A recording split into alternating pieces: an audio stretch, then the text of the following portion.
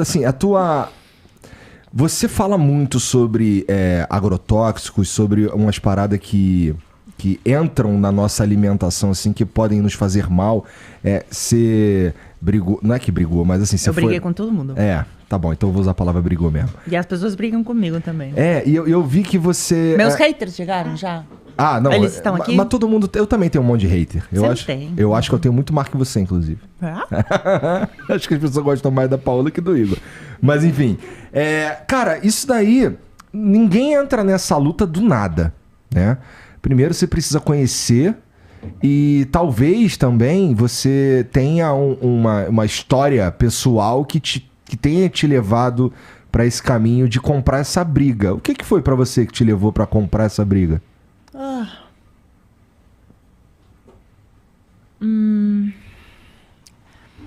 Eu não quero comprar brigas. Não quero comprar brigas. Na verdade, eu adoraria que a gente pudesse conversar. Eu acho que o que me levou a falar mais abertamente sobre algumas coisas nas que eu acredito era que eu achava que a gente podia conversar. Entendi. Eu estou um pouco desapontada porque me parece que a gente chegou num ponto onde não tem muita mais conversa.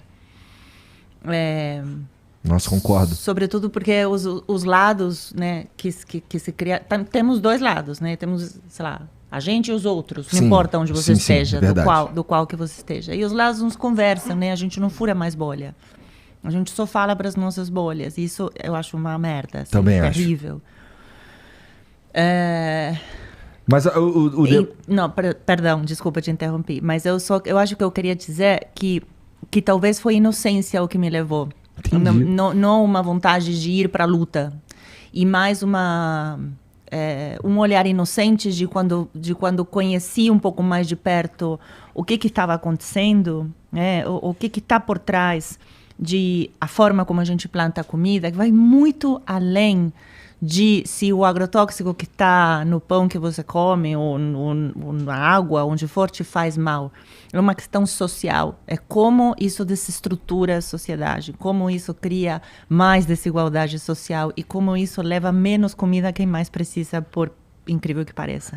Parece contraditório muito mesmo. Muito contraditório. Então, quando eu comecei a entender tudo isso, a estudar, a ler, há muito tempo atrás, falei, nossa, sabe uma coisa meio inocente assim. E não sou tão jovem para ser tão inocente, mas foi uma coisa, nossa, mas essa história precisa ser contada. E comecei a falar. E de novo, tem dois lados, né? Um vai bater palma e outro vai te dar porrada. Sim. O problema é assim, o te dar porrada tem sido muito efusivo, né? Assim, as porradas, elas vêm mesmo. E com vontade, né? Assim, independente do que você está defendendo, tanto de qualquer lado mesmo, é isso que você falou. Se você está defendendo alguma coisa de forma convicta, tem sempre um cara para falar umas paradas de maneira ríspida e não muito educada, e até te atacar por umas paradas que, sei lá, ele acha que não são morais e não sei o que, você está tentando destruir a agricultura do Brasil, não sei o que e tal. Quando, na verdade, você fala basicamente para as pessoas, com muito cuidado, comprarem de produtorezinhos pequenos, ir na feira e tal. Não é tão simples, Igor. Quando você fala compra dos produtores e das feiras, vai ter muita gente que vai te rotular de elitista. E, de alguma maneira, eles vão ter razão. Porque se você vai em qualquer mercado periférico agora, em qualquer feira da periferia, primeiro você não vai encontrar, vai ser cada vez mais difícil você encontrar feiras de produtos, as famosas feiras livres. Feira livre, feira de rua. Você vai encontrar muitos mercados, mini mercados, e nesses mercados você vai encontrar muitos ultraprocessados. Muitos. Porque é complexo de contar, é difícil de explicar o que acontece. Você precisa falar sobre que tipo de sociedade a gente se tornou, sobre o lugar de quem cozinhava em casa e quem cuidava da família e quem hoje não cuida mais, por N motivos. A gente precisa de 10 podcasts para desmembrar isso e tem muitos já fazendo. A gente precisa entender por que ninguém tem mais tempo de cozinhar, por que ninguém mais tem o skill, o talento, o conhecimento. Por que ninguém, sei lá,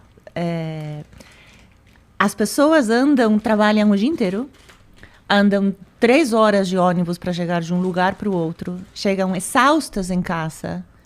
Essa coisa, eu entendo quando me criticam e me batem assim, falando, porque você tem tempo de ir para a feira e comprar alface, comprar manteiga e plantar tomilho. É verdade, sim, é verdade, eles têm razão. E é uma merda que eles tenham razão. Eu fiquei muito triste algum tempo atrás, depois de várias coisas que aconteceram, fiquei muito desapontada, fiquei falando, cara, então não dá, então é isso, então não dá para falar mais, então não cozinho mais, então não dá. Então o que eu faço? Eu faço miojo no meu canal de YouTube, porque se não consigo mais ensinar a cozinhar, porque as pessoas têm razão, cara, manteiga é cara, eu adoro manteiga. A margarina é mais barata. Couve, não consigo mais. Tinha uma época, no ano passado, acho que foi no começo do ano passado, que as pessoas falavam, Paula, eu não consigo comprar cebola. A abobrinha está caríssima. E o pior é que eu sabia por que os legumes estavam cada vez mais caros. Quando você tem um país que tem uma política que fortalece muito mais a plantação de grandes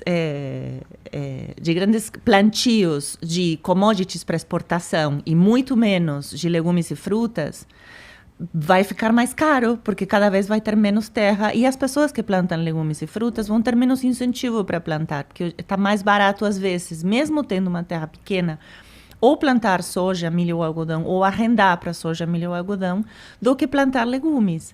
Então, sobe o preço, porque as pessoas continuam pedindo para comer legumes. Ninguém come algodão. Você não chega em casa e a tua mulher fala, ai, meu amor, eu fiz assim uma soja refogada com um algodãozinho e um molho de, sei lá, não. Ainda bem, né?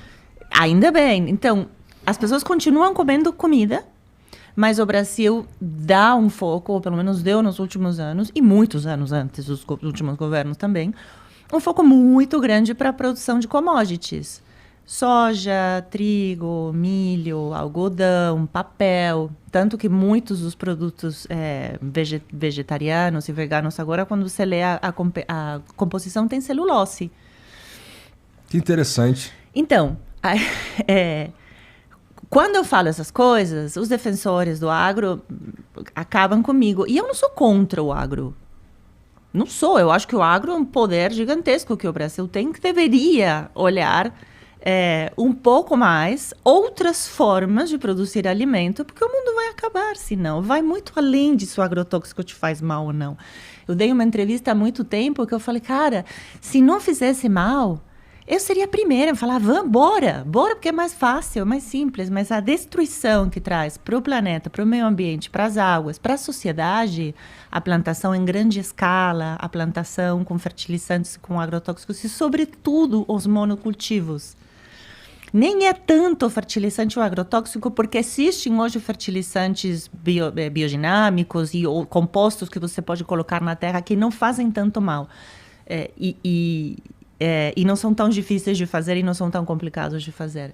O problema é a produção em grande escala e quando você usa uma terra inteira para plantar só um plantio único. A terra não foi pensada para isso, a natureza não se comporta assim. A natureza, ela é complexa, ela está cheia de coisas, ela se entremeia com outras coisas, né? Tem plantas que se entremeiam com fungos, que se entremeiam com minhocas, que vêm com outras plantas. É assim, desse jeito que ela funciona. Aí chega a gente e fala, não, aqui a gente vai plantar. E copia um sistema americano da plantação do monocultivo do trigo, por exemplo, do monocultivo do milho. Por que as vacas comem milho?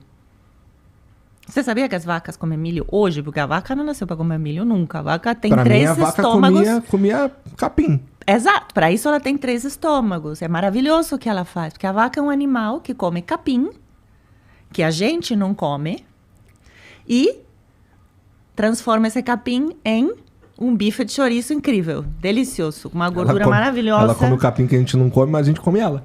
Então, mas a vaca come uma coisa que a gente não come. Isso é genial.